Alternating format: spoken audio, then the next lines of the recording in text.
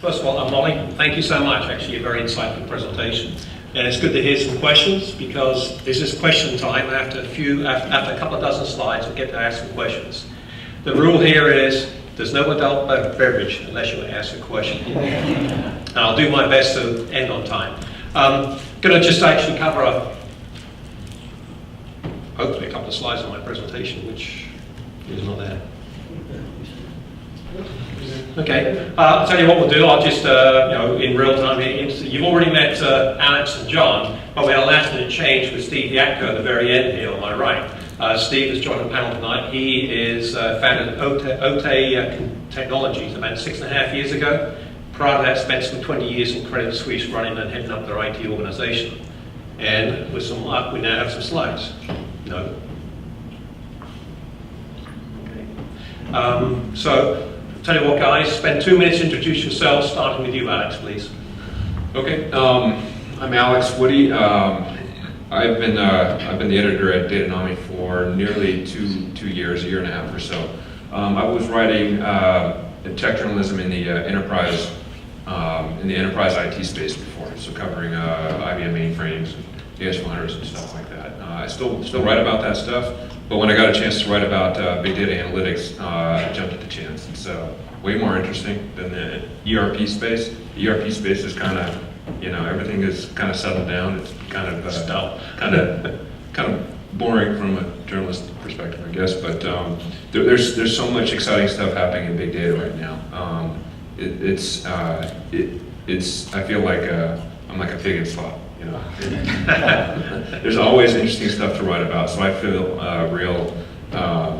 I'm glad to be doing it. I feel privileged to get this chance to do it and to talk to all the smart people like you out there who can explain things to me, and I can hopefully amplify it a little bit.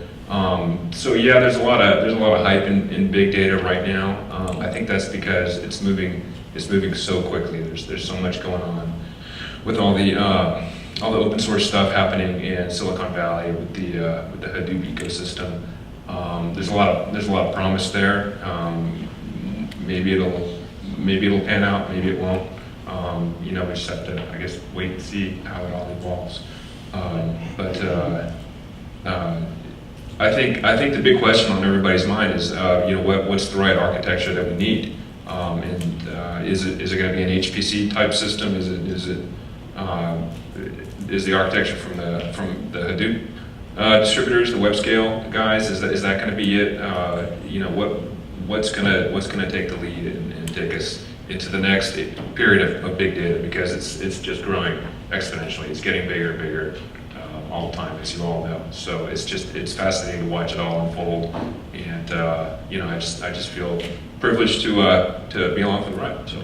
Okay, great, thanks, John. A little shorter than Alex.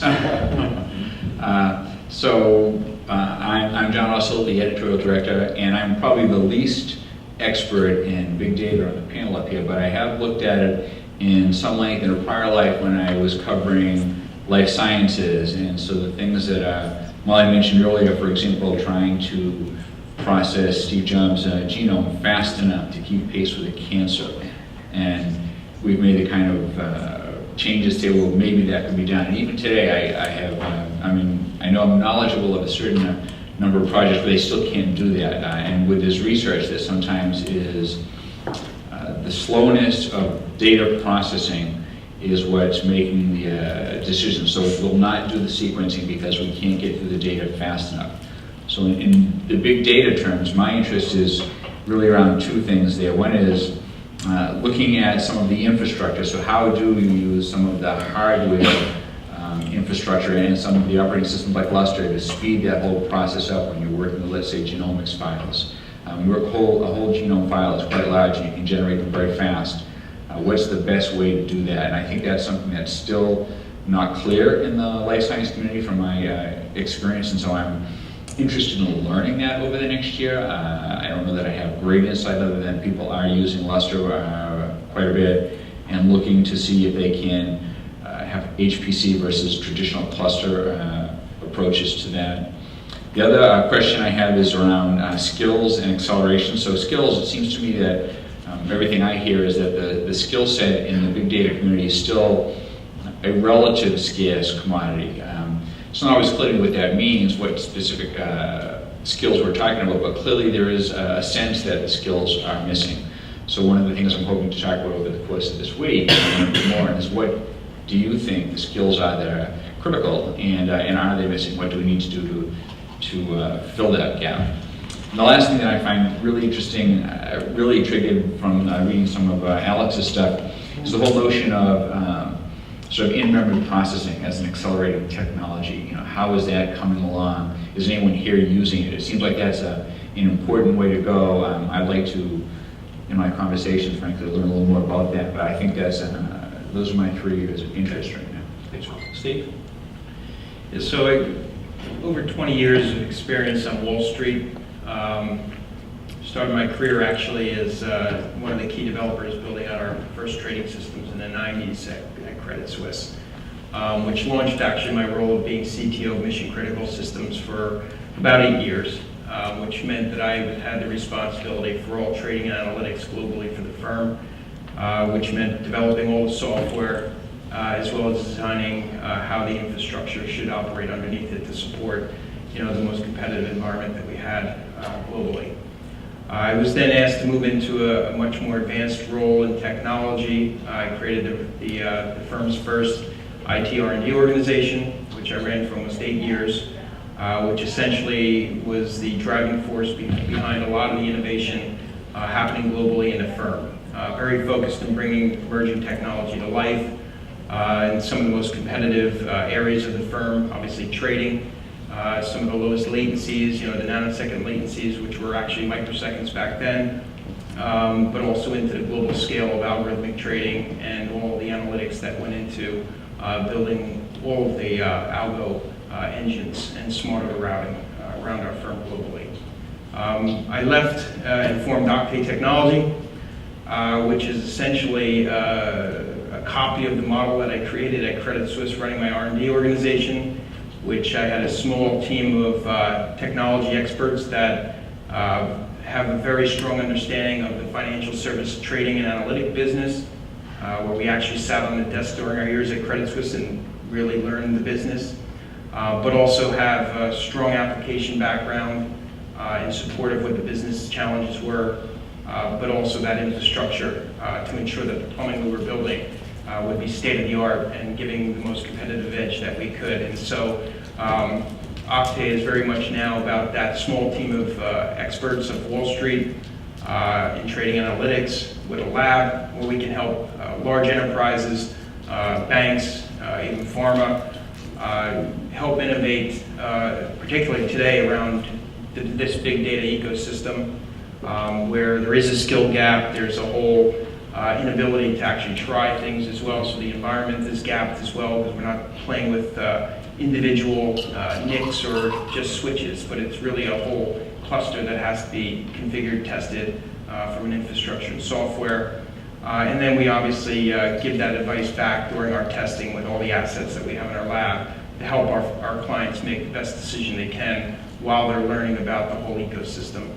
So we're really excited about big data. I don't think personally, looking back, I've been in a long time as excited as I am today because it's the first time since building trading systems that we're trying to compete with our competitors and using technology as that weapon. So, I remember the days in the 90s saying, at Credit Suisse, we wanted to be better than Morgan Stanley, and we were building trading systems to do that.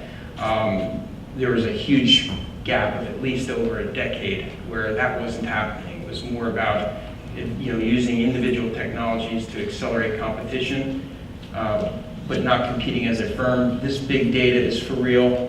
We are engaged with several large banks that are using now this technology landscape as truly a competitive edge to do a better job running their algorithms, running their risk, as well as even being better at their compliance and surveillance. So it truly is an exciting time. The mosaic of really all the different technologies that are making up this big data ecosystem continues to grow very rapidly, faster than any wave that we've seen in the past, and for real reasons, with real value.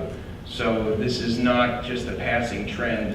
We're definitely seeing the application divisions really driving very smart decisions around business value and selecting and making real decisions on buying emerging technology over incumbents, which we haven't seen in decades.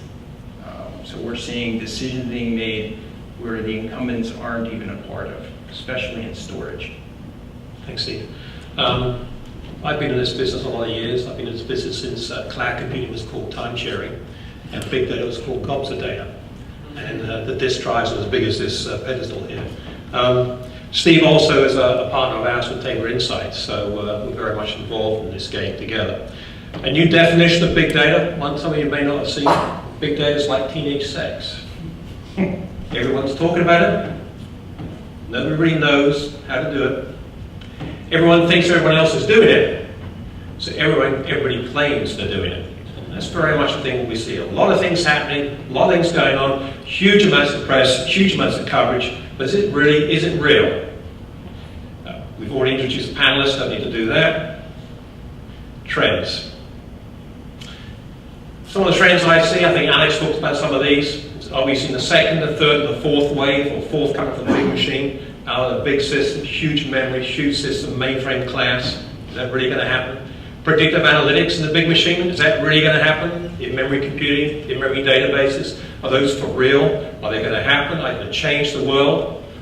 We're seeing things like HPC meets big data. I think last week was an article that Alex wrote about a company that had used FPGA accelerators to accelerate searching. All these kinds of technologies that are out there. Are they trends, or are they just point products and point ideas happening in the business?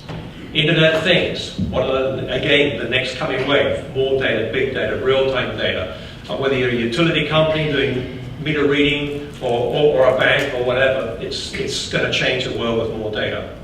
And there's more and more. I think about trends in this business, every week you can read the top 5 trends, top 3 trends, the top 15 trends. They're all over the place, can be very confusing. Well, that last book, by the way, human capital, I think you touched on as well, John. Are the skills there to do the job? Are the people there that know how to do it? Even if you have the technology, doesn't mean you can be successful. You still need people. There are lots of questions, and this is really about a question and answer type area. So I want people to ask questions. There's a microphone, which we've seen. Please use a microphone, because everybody can hear. So let's get the first question out there, and while we're waiting for the microphone, these are some of the questions I have. What are we going to see next? Is it scale up? Is it scale out? Is it a big machine? Is it a big machine that can do dynamic reconfiguration, run all processes, run huge memory, and also do the scale out? So our first question, please. So yes, everybody's been talking about the lack of skills, the skills gap, whether it's in data science or data engineering. I just want to ask the panelists what they think, who's dropping the ball. Is it the universities? Are they not developing those skills, whether it's in graduate or undergraduate level programs? Is it the vendors failing to train on their products? Is it enterprises failing to provide in-depth training for people working on the job? And I'd also like, maybe perhaps as a part 2, to comment what's the role of formal training like school or vendor courses versus informal training like open data hackathons and user groups. So the role of informal versus formal training, and who's dropping the ball here? Who wants to be first to take that? I'll take a stab at it. I mean, it's I don't think it's anybody's fault. I mean, you look back on when we all made the transition from mainframe to micros. I mean, it wasn't, the skill gap wasn't anyone's fault. It was the technology changed so dramatically, so quickly, that the gap just existed. And that gap had to be filled by retooling experts in these new types of programming models, programming paradigms, languages, as well as the actual hardware and the infrastructure that was being deployed to support these new systems. And it was an empty ecosystem. I mean, it was really just a bunch of machines and some very, capable software interfaces, but there was no monitoring. The networks were weak. I mean, it was just an immature ecosystem that we all moved to. Really, big data is very similar to that amount of transformation. We've come off of a very specific programming model of, SQL-based databases, C and C++ or Java or Python talking to them. We had some very simple constructs of hardware and, very defined model for how we were doing, tiered storage and where x86 fit in for that. But this transformation with, this rapid transformation on big data, right? So whether it's the database, the open source database engine, or maybe now it's streaming technologies, they're all new. And they're new for all the right reasons, right? That we're innovating in ways that we need to support this mass amount of, data ingest, as well as the different type of data that we need to aggregate in one single place today in real time. But that's created a huge skill gap. And so, this is where we are seeing a huge mismatch. And we're seeing a lot of people now trying to learn and touch and feel these technologies in their labs and in their, their own, environments. Maybe they're going out to Amazon and standing up a trial cluster just for their own sake to get trained. So, Octave, we've been obviously supplying that with some of our clients because we have the skills, we've been hands-on, and we've given them an environment to try out. But we're not servicing the whole industry, and so that gap is going to exist for some time. We're starting to see some open source efforts like Cask. If you've seen Cask, basically they're creating a development paradigm to ease that transition for people who are trying to communicate with databases using their legacy software development life cycles, reusability, polymorphic data sets. So they're taking some of those old they're founders of Yahoo, and I think some of the, maybe from Facebook as well. But it's basically a company focused on open sourcing all these tools and technologies for the developer community. Right? So do you think there's a chance we can catch up? Is that, is that likely to happen, Steve, or is the gap always going to be there? No, the gap will certainly, evolve with the new emerging technologies that come out, but in a sense, the large gap that we see today, the immaturity of app dev and infrastructure experience in this, new, innovative database ecosystem, that's getting filled, quickly. That'll go away. Okay. I think the problem also is technology is not just kind of gradually evolve, it lurches ahead, and I think that's what happened with big data technologies. Probably about 2010 to 2012, all of a sudden big data was on everybody's radar, and I gotta go get that. And then they found that they didn't have the people who could put that in place for them. So by the time everybody gets trained up on the technologies that they wanted in 2010, we're going to be on to something else. So I think there's never going to be a perfect. Yeah, we talked about this, right? We did, yeah. Yeah, what took 10 years to innovate around is now taking 1 year, and so to keep that catch up is very difficult. And people are realizing it isn't about just one part of big data. It's not just Hadoop. It's not just Cassandra. It's not just MPP or object stores. It's really this whole mosaic, like I kind of described, of all this technology coming together and creating tiered analytics, the real-time streaming of Storm and Spark and Kafka and Redis, and persisting that with the in-memory analytics, and then that being dumped into the Cassandras or the HBases for kind of the ODS, and then you've got your big data lake with HDFS, or I will call it MapReduce. I won't necessarily say it's the traditional HDFS. And then you've got MPP, which is pulling from that. And now you've got graph analytics pulling from it. So it's this whole mosaic of figuring out how to customize that for every individual entity that's really exciting. But the core foundation is there now evolving, and people are trying to get their skills in one pocket, but then they're realizing now they need to figure out all these pieces because it's not a one-size-fits-all in the actual databases themselves or even the streaming technology. I am seeing a lot more universities, though, bringing out big data science programs. So that's definitely happening. Mm-hmm. And every week it seems there's a new program launching up at another university. So. Let's take another question on the microphones over there, I think. Yes. Quick question. How does a 168-year-old company like D&B play into this conversation? The world-based database that has the largest data on businesses on a global scale anywhere. Can you speak to that? Thank you. Is that what D&B you say? Dun & Bradstreet. Okay, I just want to make sure. Dun & Bradstreet, who has, if you're a business, that's where you go to get information. Very different kind of problem from solving, looking at cancer. I mean, the reason I bring it up is I used to be product manager for global data collection for Dun & Bradstreet. It was a very different experience back in 2004. And I'm trying to see how you guys are addressing the issue now with big data, looking at the Dun & Bradstreet story. How does it play into the contemporary development of solutions for big data capture and redistribution, risk management services, etc., that you get from Dun & Bradstreet? Are you guys in a position to share any experience in that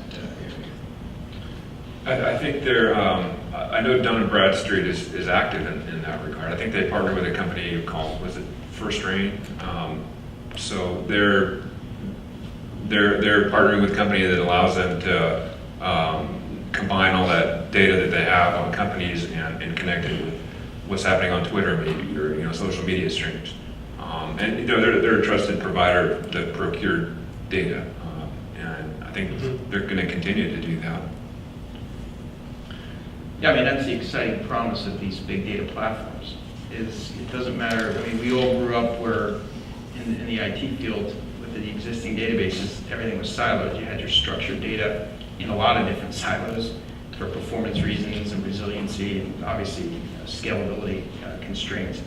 And then you always had your unstructured and even maybe even your semi-structured or log files somewhere else, right? The promise now of bringing all this capability in so that you can take the unstructured data with the structured data and actually run combined analytics. The promise is huge there for increasing your ability to enhance your risk, your surveillance. Clearly on the trading side, it's a big deal because you can create your next generation alpha through looking at things that you could have never analyzed at a macro scale. So, a lot of us on the street know, we used to have to run our algos overnight, right? Or run our models overnight, do all our back testing, and then the next day you're using that to trade. Okay, but what happens if an event happens, like the flash crash? Then your models are completely out of whack. They have no value. So the promise of big data today is the fact that you've got this scale and the performance of these systems, and maybe it's leveraging some of the HPC techniques, right, which is definitely happening for the high performance needs. But now you can do things in real time, intraday, in a much broader data set, combining different kinds of data to make yourself much more advanced in your capability to assess risk. So I think the promise is great to take the legacy types of data that you used to use, but now you can combine it with all this other kind of data that you could never have analyzed in one single place, in one single analytic. Yeah, I think when I think about the traditional business like that and its ability to use big data also goes around to what Alex was saying. Now you have your user base searching for information, the ability to know what it's searching for, understand what it's searching for, and then you have the ability to change your business model and serve that data up proactively. And so you can change that kind of business and charge for those kinds of services. So it's it's certainly a very different business, that's for sure. Another question here? Yes, I have a question. One of the things is that big data has, to be honest, has always been there, isn't it, for organizations? Even a few years ago or 5 years ago, there's always been a challenge of big data. So I would be curious to understand from your perspective is, what are some of the best practices do you see today in terms of technology or in terms of storage that's different than a few years ago that could be applied to like financial services or industry in general? So. What do you guys want to take it? I have no problem taking it. Best practices. In terms of the storage? In terms of the storage and maybe what's changed over the last few years. Why don't you take that? Yeah. Probably it's more appropriate for you, Steve. All right. I just want to keep the Latin. Yeah. The question actually also came earlier, right, from Bank of America. And I think what's gone on, the first deployments of, let's take MPP databases off the table. Let's just say if we were to take a look at Hadoop as just a basic example, right? Because there was a classic wedding of compute and storage, and that was touted as the way to scale and provide resiliency. Maybe that worked really well, and I can't stake claims as to, Yahoo and Google for their design points, but for the enterprises we know it on the street, we're realizing clearly with the types of workloads and analytics and multi-tenancy we have that, that combined, having that scale dependent upon one another doesn't really deliver the value. So separating the compute from the storage is probably the largest trend that we're seeing today that's different from 2 years ago, where obviously out of server performance is better, but what we're trying to also do is get much greater consolidation and not use the triplicate storage techniques that were used in the standard to do. We bring them outside into the arrays and let them do it. Let the file system, we're seeing high performance file systems come under the shim, object stores come under the shim of HDFS. That's also a huge trend today. Whether that's Lustre, whether that's somebody else's proprietary, file system from a startup company, and using, kind of, let's say it's a solid state underneath of that, combined with some other tiered storage. We're seeing HSM now, where it's capacity versus performance. So you've got 7 years on Wall Street that you have to store. Well, maybe it's the first year that you want on your higher performance, and everything outside of that sits in the still attached to the same search metadata, but available at a TCO of tape, but the performance of spinning media. So therefore, you can, when you need it, it's available, and you can integrate it as importantly as your day zero analytic. It just won't be attached in that high performance, higher cost storage on day zero. So that separation is obviously turning the licensing model on its head. The Hadoop distributions are asking you to add your storage, add compute, and therefore the licensing costs go up. We're trying to separate that and create a shared storage model where maybe what we're seeing at scale is the data is growing without the need for compute. And so there's a lot of reasons there. There's obviously resiliency reasons and business continuity reasons that the enterprise needs to separate it out. We're seeing even process being part of it, where people were disposing of their computers, at the end of their life cycle and just throwing them away because they were stateless. If you have your data inside that box, it's now got to go through a completely different, burnout that we have for legal obligation, just like our storage had to. So there's that type of process disruption that would have existed if we had just also, put Hadoop in storage, compute and storage in one place. So quite a bit happening. Storage is a massive amount of innovation right now. That's kind of where I say the incumbents aren't necessarily playing very well in this space. They're playing there, but the newer technologies are definitely from ground up building for this scale out file system and just hyper performance and hyper scale. Okay. Now I'm going to ask a question. Alex, one of the questions here is about cloud. One of the trends I've seen, I read about is big data is going to move to the cloud. Is that reality? Is that going to happen? Or in the case of what Molly talked about, when you really need performance, having storage in the cloud probably doesn't make a lot of sense if the servers are someplace else.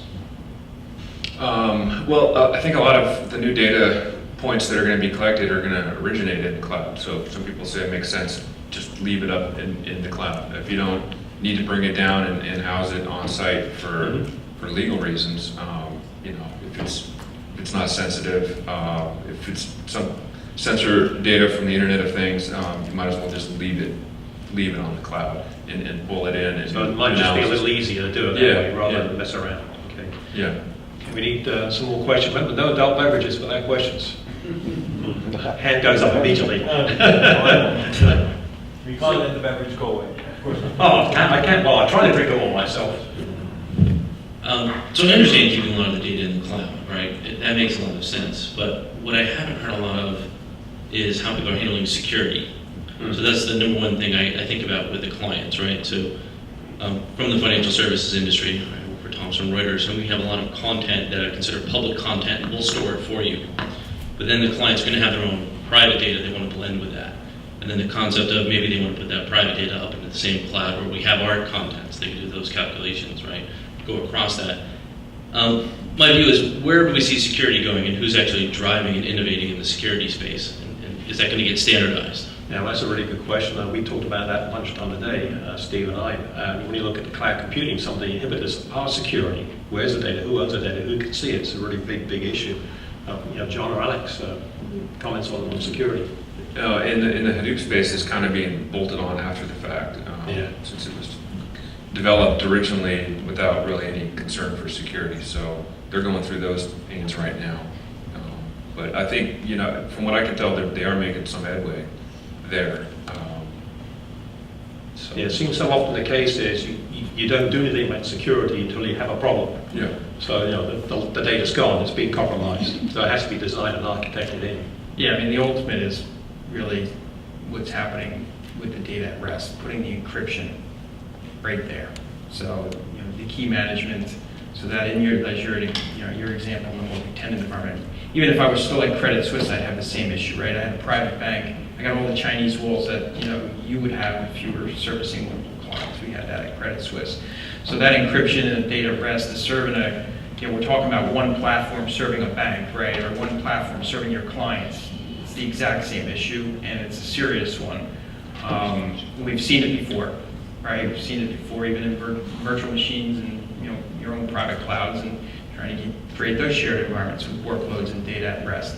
But the encryption and what we're seeing in the innovation down into the silicon is really where we're seeing the greatest promise, which obviously isn't here today, but that's definitely showing the greatest promise. I think we have time for maybe one more question.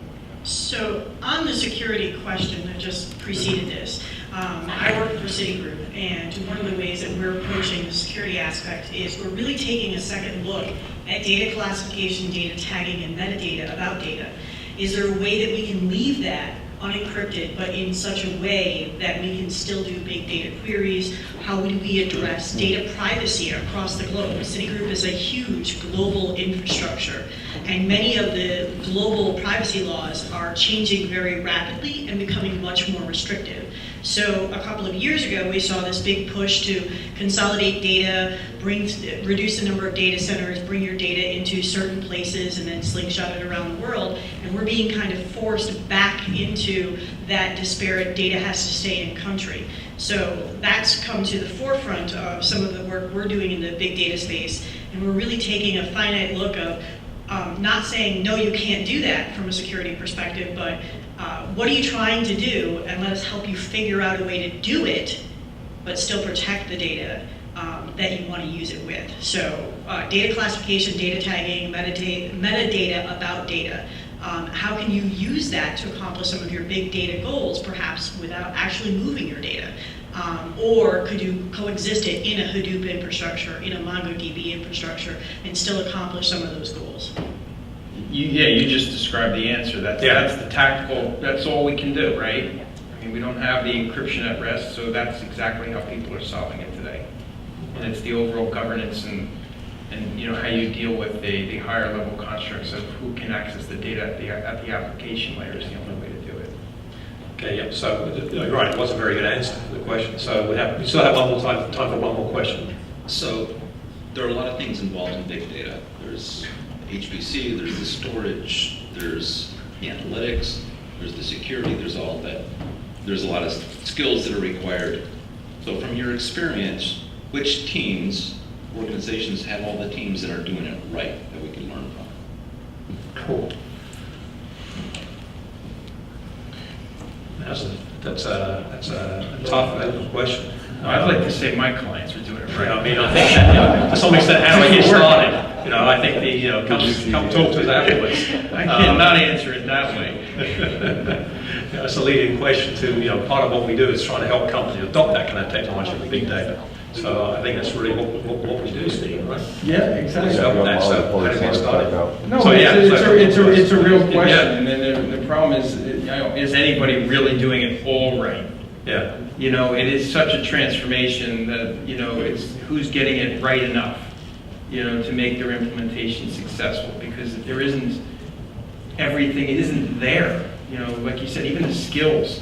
To go and acquire the skills, you can go say, hey, I'll grab some Yahoo guys and Facebook or Google, but they don't have that enterprise experience. They're not. I don't know. Maybe they are, but I don't think they're talking about all these same enterprise problems that we have, and maybe the data classification and the security and the separation of storage from compute. I mean, they're profit centers. We're cost centers in our industry, so we don't have that luxury of scaling to the same degree that they do.